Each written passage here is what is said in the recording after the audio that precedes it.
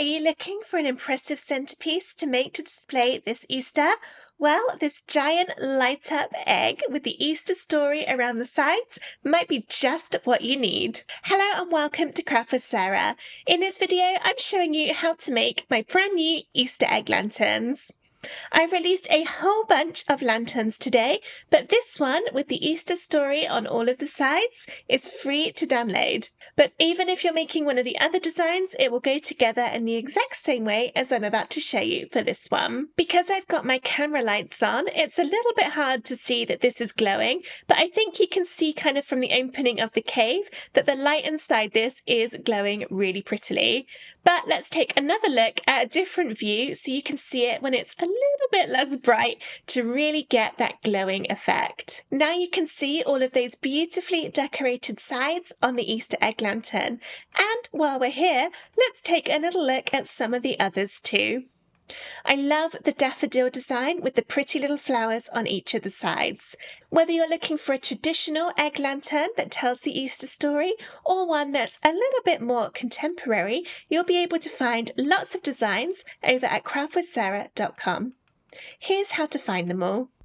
Click on Products in the navigation and then scroll down, and then under Categories, change it to Lanterns and Luminaries, and that will update to only show you the lantern designs. And then under Occasions, tick the box for Easter. That will update the page to show you just these brand new Easter themed lantern designs. If you're part of the Craft with Sarah membership or a former Craft Clubhouse member, you can download all of these lanterns using your design credits. To do that, you'll need to log into your account, and then you'll be able to see the Download with Credits buttons under each of the lantern designs. Now that you know where to find all the designs, choose your favourite one, go ahead and download it, and then follow along and see how to make it and put it together into this gorgeous centerpiece design. Let's get started. Once you've chosen your egg lantern design, download the files from my website. That will come as a zip folder. You'll need to unzip that before you can get the SVG files into Cricut Design Space. For instructions on how to do that, head to craftwithsarah.com/help. Choose Cricut Machine from the list of options, and then there's a video on there on how to upload SVGs, which includes information on unzipping folders. Once you've unzipped everything, you'll see all the different file types for the egg lantern that you've chosen. The one for Cricut Design Space is the one that starts SVG in the file name. You'll also see in here there's a subfolder called Light Tower Optional. This is a way to build a little tower to go inside your egg lantern that you can wrap fairy lights around to make sure the light goes all the way up to the top of the egg lantern and makes it glow beautifully and evenly. These lanterns are designed to be quite large. They cut at just over 10 inches tall. And we found when testing them that just putting one little light in the bottom or placing some fairy lights in the bottom meant that the bottom of the egg glowed beautifully, but the top section, often the light didn't quite reach all the way up there. So we came up with this easy to make light tower. It's a little bit like a tube, kind of a kitchen roll, cardboard tube kind of thing that goes inside that you can wrap your lights around to make sure it glows better. But this is completely optional. You don't have to make this. And if you're resizing these smaller to make much smaller eggs, you probably wouldn't need the lighting tower, as if it was smaller, just adding your fairy lights inside normally should be okay. That's why I've kept this as an optional extra rather than including it in the file, but I will show you how to load it in and how to use it. Open up Cricut Design Space and start a new project. Go to Upload over on the left and then Upload Image. You can then either click Browse to find a file on your computer or drag and drop it in. Make sure you choose the unzipped version of the download folder and select the file that starts SVG in the file name. Click and drag it in and it will look something like this. Press Continue. You don't need to change anything on this screen, just press Upload. And then it will insert it onto your canvas. I'm also going to load in the tube for the middle, so we'll go to Upload again and then Upload Image. Go into the Light Tower subfolder and again select the file that starts SVG. And that looks like this. Press Continue and Upload. And there we go. And that should load in at the correct size to fit perfectly inside the lanterns. You can see there's the tiniest little gap there at the top and the bottom. So this will go and sit inside, the lights will wrap around it, and then they'll go all the way up to the top. As I said earlier, by default, these lanterns will cut at just over 10 inches tall. You can see this by clicking on the little arrow next to the egg design. Scroll down and click on one of the structure pieces, and the size up here is the size that your final egg will be. If you want to change the size, for example, to make it smaller or even larger, here's how you can do that. First, I'll zoom out a bit down here so everything's a bit easier to see. With one of your structure layers selected, press the duplicate button to make a copy and move that over to the side. If you are using the tube, you can see I've got it here and then my main lantern is here as a separate group. Drag the tube layer into the lantern group. So now if we hide that group, we can see it hides the tube as well. That means when we resize this in a moment, it is going to resize the tube as well. Now just move it down there out the way. Click on the structure piece that you duplicated and then set this to the size you want to make it, maybe 7 inches tall. Under Operation, change it to a guide. And now this will show as just a pink outline. Then click and move your whole group and we're going to start resizing. Make sure as you're dragging the corners, the padlock icon above the width and the height box is closed. If yours is open, then close it. So I'm going to roughly go down to be a bit closer to that size. And you see everything, including the tube in the middle, is changing as I resize. Oops, didn't mean to do that. So everything is changing in proportion. We're going to keep changing and moving it on top of this guide layer until the size matches. This way we know everything will still fit together beautifully because we're changing it all together. So that's a pretty good fit. See, if I move that off and put it back on, it lines up pretty much exactly. So that's good. That would then make a 7-inch egg. We can then click on the guide layer and delete it. And then that would give all of the pieces sized to make a 7-inch egg. When you're cutting out the tube, cut this from any colour of cardstock because you won't actually see it, it will be inside the lantern. But lighter colours do tend to work best. I like to just use a white card because that will help the light pass through as well a little bit easier than if you used something like a black, which would block the light. And this is then all ready to cut. There's nothing else you need to change on the design. When you're cutting it, you'll see you've got these blue shapes. These should be cut from vellum, tracing paper, or some other kind of translucent material. They'll be glued to the back of the window panels to help diffuse the light coming through and give a more even and beautiful glow. If you don't have any vellum or tracing paper, you could perhaps try cutting it from acetate. Although that is completely see-through, it will still help diffuse the light a little bit, but it does mean that you'll see your lighting mechanism through the gaps. Or alternatively, if you don't have acetate either, you could just delete these layers and have them all as open gaps in the side panels. But again, that does mean you'll be able to see all of the lights that you put inside through the gaps. Adding the diffusion with the vellum or tracing paper means that you then can't see the lights. You'll still see the glow and it'll look beautiful, but you won't see the actual kind of fairy-like cables and things, so it looks a little bit neater when it's all put together. I'm just going to delete all of this and start again so that I can bring this back to the original size because I want to make a nice big egg. All right, so we'll press make, and that will separate out all the different colours for you. You can change the paper size down here, and you would need to do that for each individual colour. You can click and drag to move things about to take up less space on your cardstock. If you're making the big lanterns, they are very big, as you can see here. I'll be cutting mine from A4, and it only just about fits one of these onto a sheet. If you're using US letter, again, that will still fit. But it means we need 1, 2, 3, 4, 5, 6, 7 of that yellow colour for this one. We might be able to get it down to 6 by moving some of these. Let's give it a try. So I'll click the 3 little dots and move object. Choose one with the structure on. Ah, perfect. You can drag that into the middle. and then that will cut fine. That's absolutely fine because all we need is this egg shape. The bit in the middle we don't need, so we can put that in the middle instead. And then do the same for this one and move it to a different one of those egg structure pieces.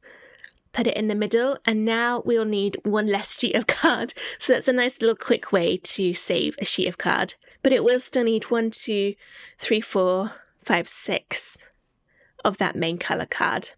You could probably get away with less if you were using 12 by 12, but I don't have a lot of 12 by 12 cardstock. I tend to use A4. Don't worry that you've now got an empty one if you've made those changes. When you press continue to connect to your Cricut, it will get rid of any empty ones. So go ahead and get all your sheets looking as you want them to. Don't forget, these blue shapes should be cut from vellum or tracing paper. Then when you're happy with how it's all looking, press continue to connect to your Cricut, get everything cut out, and then we'll see how to put together our Easter egg lantern. I've now got all the pieces of the egg lantern cut out. I've got the sides and also all the main structure pieces and my vellum pieces to go inside to help diffuse the light. First, let's put together the outside panels, which will go into all of the different sections. There are 3 different designs for these, as you can see here. For these ones, I've laid all the pieces one on top of the other in the right order. I haven't put the vellum on yet, I'll do that at the end. For the matching ones, I've already stuck these together because they'll go together in exactly the same way. So this is what the fronts will look like once all those pieces are glued on. And then on the back, I've got my vellum stuck on there to help diffuse the light and make it glow a little bit more prettily. It's really nice because the light will come through all of the gaps in the flowers and the cave and all these bits in the sky, and also through the birds and the cross on this one too. I'll be gluing these together with Barely Art glue. I really like this glue because it doesn't bend or wrinkle the card like some glues can do. I also like Kalal for the same reasons, although Kalal is a solvent glue, so it does have a little bit of a smell to it, which the Barely Art glue doesn't. Both of these are available here in the UK on Amazon. Alright, so we'll start with this one. And this is 3 layers to it. We've got the main yellow piece, then a light purple and a dark purple. The light purple goes on first. So turn it upside down and add some glue. I recommend adding quite a bit of glue because when this is in the lantern, it will curve a bit to fit the sides of the egg shape. So we need to make sure this is glued really well so that once it's curved and it has that kind of natural bend to it, the pieces of cardstock don't come apart. Lots of glue will help prevent that. I'm not sure if you can see because it's white on white, but I've put quite a bit on there. These line up so that they go along the line just before that bottom tab. My hands are in the way then, weren't they? So it's going to line up along this straight bit here, just before the semicircle of the bottom of the egg. Make sure you get any little cutouts lined up really well. On this one, that's those flowers in the base. We want these lined up so that the light will shine through them really nicely. Gently push down to get it stuck. You don't want to push too hard, otherwise the glue will smush out like it has done a little bit there. But if you're using either of those glues I just mentioned, they do both dry clear, so if a little bit comes out, it's fine. And then on top of that, we've got the darker purple piece, again to glue on top. Once again, I'm trying hard to make sure those flowers line up perfectly, to make sure when it's glowing, the light comes through. You can see, looking lovely. And that's that one done. Then the next one, I'll do this one with the cloud. The first piece to stick on is your cloud colour with the little birds cut out at the top. This time you've got a few more holes to line up neatly. You've got the flowers at the bottom and also the birds and the cross at the top. So just wiggle it about. You should have a few seconds before that glue takes hold to get all of your holes lined up. And then the bottom piece of grass will just go along here. So we've only got the flower holes to worry about on this one. And there's that side finished. Now the third one is the one with the most pieces, and that's the one with the cave. So this time we've got 4 bits to stick on, starting with the darkest grey. There are 4 holes to make sure you're lining up. We've got the opening to the cave, and then the 3 flowers underneath, like that. Then next up is the second darkest grey, which just gives us a little bit more detailing into the cave.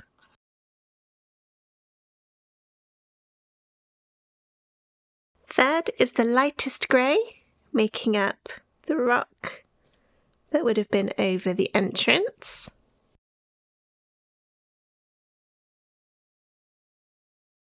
And then lastly, the grass for along the bottom.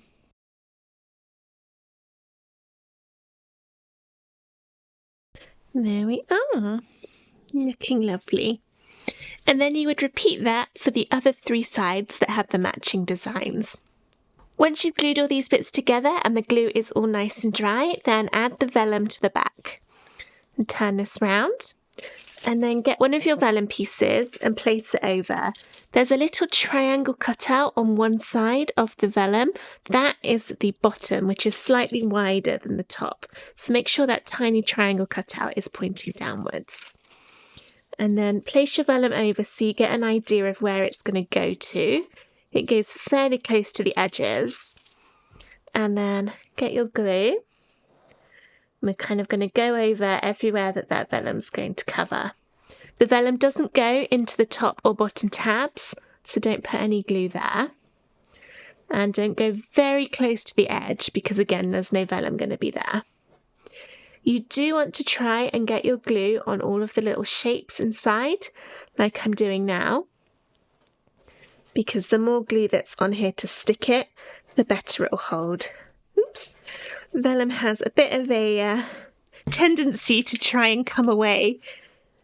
So lots of glue means that's not going to happen. And then start at the bottom. And try and get it lined up before you drop the whole thing down. So that if you need to move it about, if you hadn't quite lined it up, you can do that before it gets any glue on it. And then I'm very gently just running my finger over all those bits of glue to get it to stick to the vellum. But I'm not pushing hard because I don't want any of the glue to smush out into the bits that we'll actually see. So you can push a bit harder in the areas where there's no cutouts, like this bit here. But around all the little cutouts, I'm being very, very gentle. And that one's done, so we'll leave that upside down until it's fully dry and move on to the next. All the bits of vellum are the same size, so you don't need to worry about which one goes with which side. They'll all fit all of them. Just remember to put the bit with the cutout triangle at the bottom. If your vellum tears a little bit when it's cutting, for example this piece here, if you can see it's got a little tear in it, that's okay because it should end up being hidden on the design. This one is going to end up about here, so you're not going to see that tear. If it tears a lot, then you may just want to line it up before you add any glue, just to make sure any tearing will be hidden. But because there's only a little bit on here that actually is going to show, my little tear here is absolutely fine. Nobody will know. That's that one. And then finally, my cave piece. Ooh, I've got a little bit of a cutout flower on there.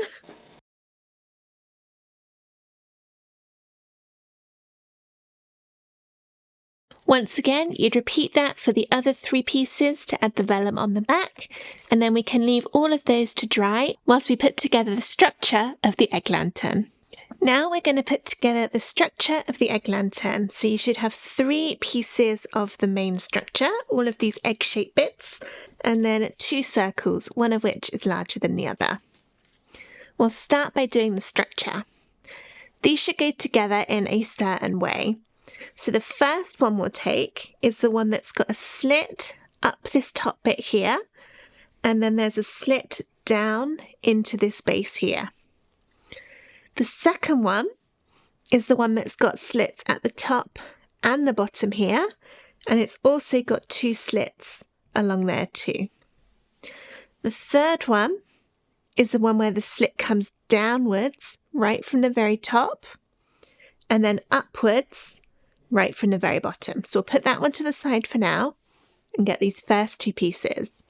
Take the second piece, which is the one that has the 2 slits here and here, and we're going to slot it in to the first one. So bring it in, carefully pull it through the middle, being careful not to bend or add any creases, and then put those slits together, and then you'll end up with a 4-sided shape that's freestanding. Hold those 2 bits flat against each other and take the final structure piece. And then we'll do the same thing. It's going to go in the top and go over both of those bits that are already there. Carefully bring it through the bottom and slide over there. And now we have a 6-sided shape that stands up. To add some stability to this, that's where the circles come in. It doesn't matter which way around you do it, but I prefer to do the top first, which is the smaller circle. Along the sides of the lantern, it's a little bit hard to show, but you've got these little slits here that go into those edges. What we're going to do is on our circle, put these slits that come in from the edge into the slits in the lantern structure. And this, whenever I do a lantern, is the absolute hardest thing to show on camera. It's just completely the wrong angle. So I'll take my small circle, put it into the middle of the egg, and then bring it up and start putting all of those slits along the edge into the slits in the structure. And to start with, it's a bit tricky because it doesn't quite want to go where you want it to. So you need to persevere with it a little bit. And sometimes it's easier to kind of get one nearly in position and then move on to the next one. Just give it a little bit of wiggle as you're going. Once you've got a few in, the rest of them do come in a little bit easier. They make a nice satisfying little click when it goes in. So that's now in. You know it's in right because if you turn it upside down, it's completely flat along here. And also, if you give it a little shake, it shouldn't come apart. It's held really firmly in all of those little slits at the side. And then we'll do the same thing with the larger circle in the bottom. So just like before, these have got the little slits in to correspond to the ones in the edge of the circle. So put it in there. I will say this is easier on these big lanterns than it is on some of the other smaller lantern designs I've done previously, because we've got a bit more to be working with here. It's easier to grab onto the pieces when they're this big.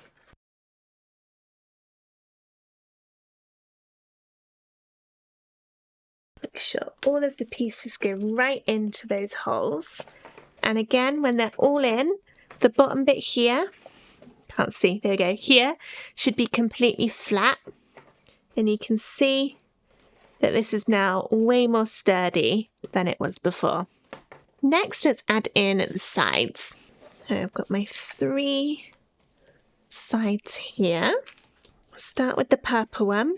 I'm going to give it a slight little bend. I'm not trying to mark the card by bending it. It's more of just a kind of trying to train it into position before it goes in to make it a little bit easier.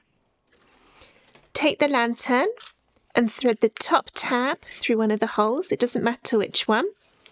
And then bend it inwards on itself a little tiny bit until you can get the bottom tab through the bottom hole. And then that will hold itself beautifully in place like that. And then the next one will do the same thing. Give it a slight go first, just to start training it that this is the shape we're going to want it to go in. And then up through the top as far as it goes. A gentle bend inwards and through the bottom. You might need to push it around a little bit to get it to go exactly how you want, but that's looking nice. Some of the gaps here will close up a little bit when all the sides are in, so don't worry if it looks a little bit gappy at this point. And then the cave one. So same thing.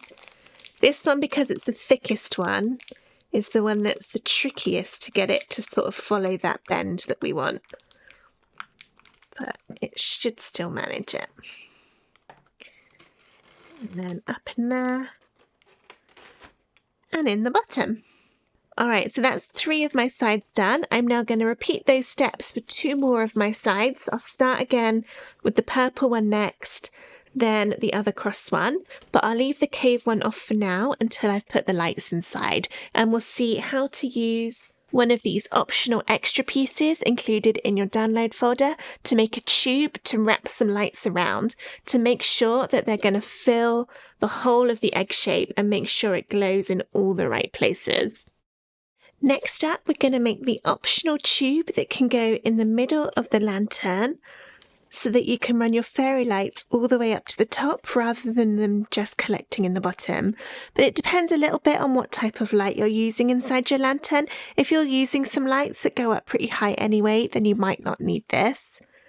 But what we're essentially going to be doing, here's one I made earlier, is building a tube out of this piece. It's got some tabs along the bottom to help it stand up, and it's just the right height for the lantern that it will slide in and hold itself in place inside without you having to glue it to the inside of the lantern. So you can still take this apart and put it out every year so that you can disassemble the lantern to store it easier for next year. I've got some paper clips on here just to help the glue dry, but I'll show you how to put it together with this one. And then what we'll do is we'll wrap our fairy lights all around it to make sure they go all the way up to the top. I definitely just threw that on the floor. Alright, so take your piece if you've cut it out. I've done mine in white because you're not going to be able to really see it anyway. You could cut it in the same colour as your lantern if you prefer. And now I'm going to need my glue. And then I find these easier to stick together with some double-sided tape as well. Double up on the adhesive to make sure it stays in the right position. And then to help the glue dry so that I don't have to hold it for ages, some paper clips or similar will be helpful too. Alright, so you'll see down one side you've got some little tiny dash cut lines that follow a line. That is what we'll be rolling round and then sticking to. So the bit with the dashed lines, sort of fold it inwards and roll it round. We're not sticking anything yet, we're just training the paper again that we're going to want it to roll up. Okay, so now you see it's sort of gone into that shape nearly. Then the bit with the lines down, that will go on the inside, and we'll glue the right side over it and line it up with all those little dash lines. You don't need to be super accurate, but this will end up, when you've glued it, giving you a tube. I'll open it up. Double-sided tape first. I'm going to go up to all of those dashes. There we go. I've put a couple of rows on there. And then right up to the edge with the glue.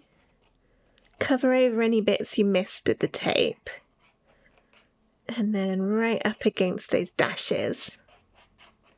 And then I'm just going to do a few lines down, not covering all the tape, otherwise the tape won't stick at all. But a bit of glue, because my tape especially, it doesn't always hold that firmly, whereas adding a bit of glue means it will. And then roll it round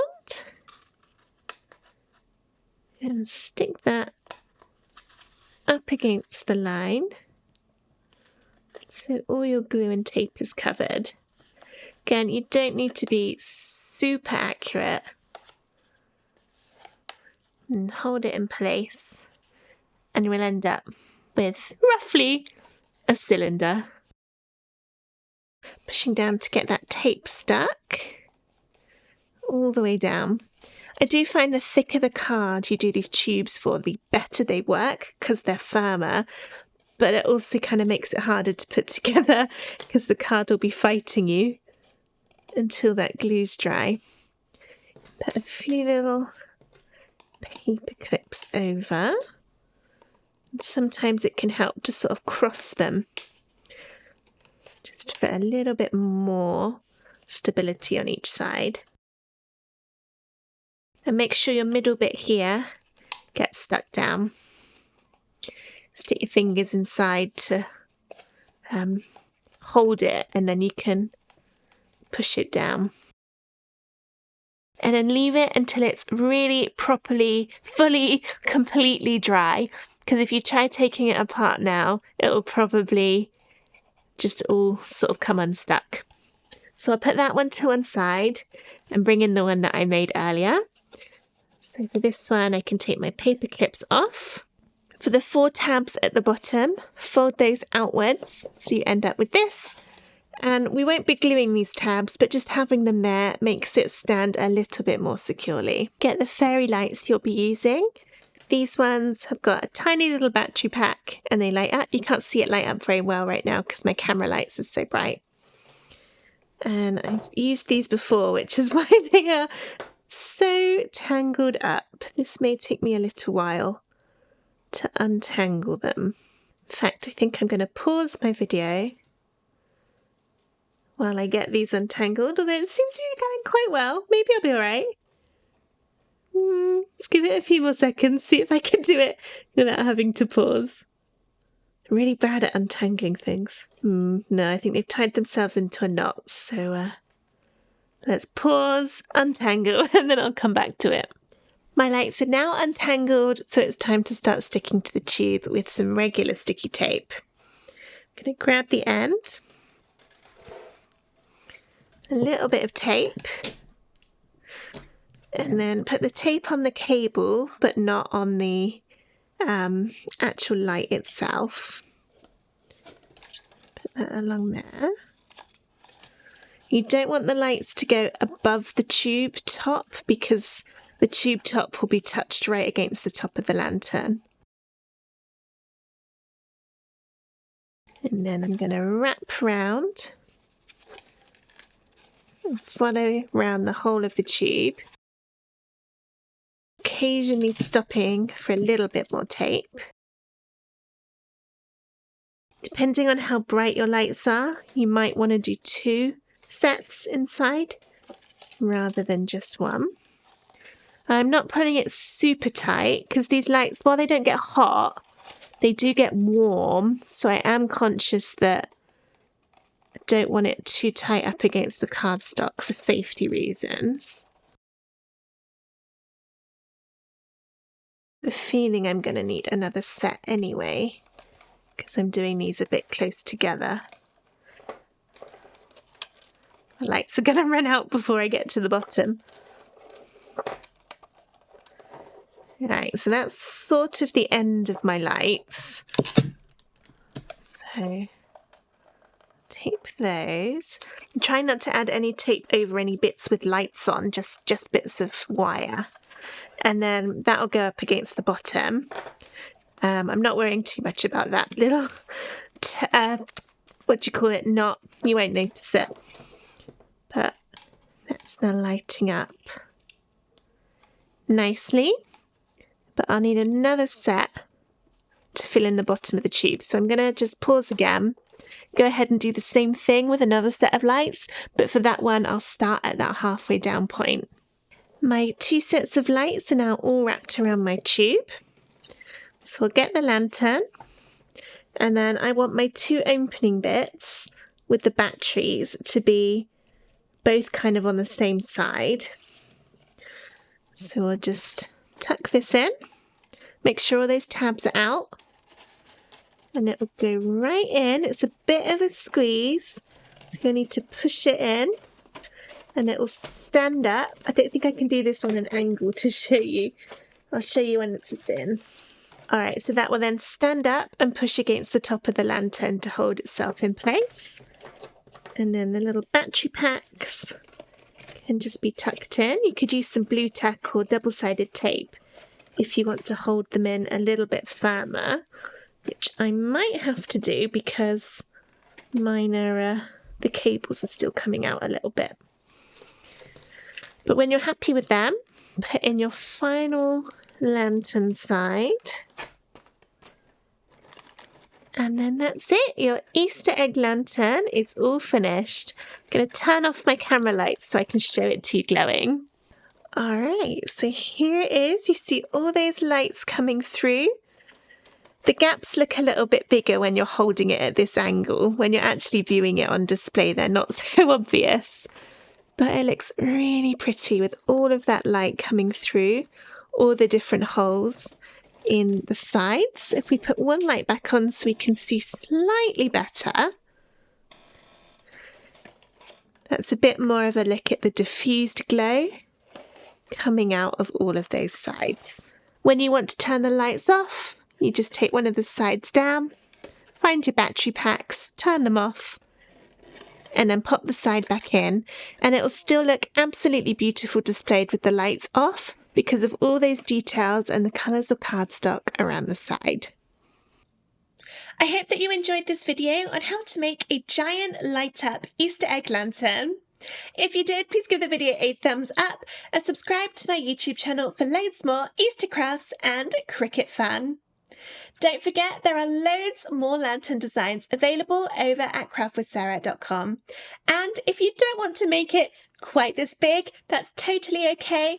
As I showed you earlier, they look absolutely gorgeous when made at a much smaller size too. I'll be back soon with even more free craft projects for you, but for now, thank you so much for watching. Bye!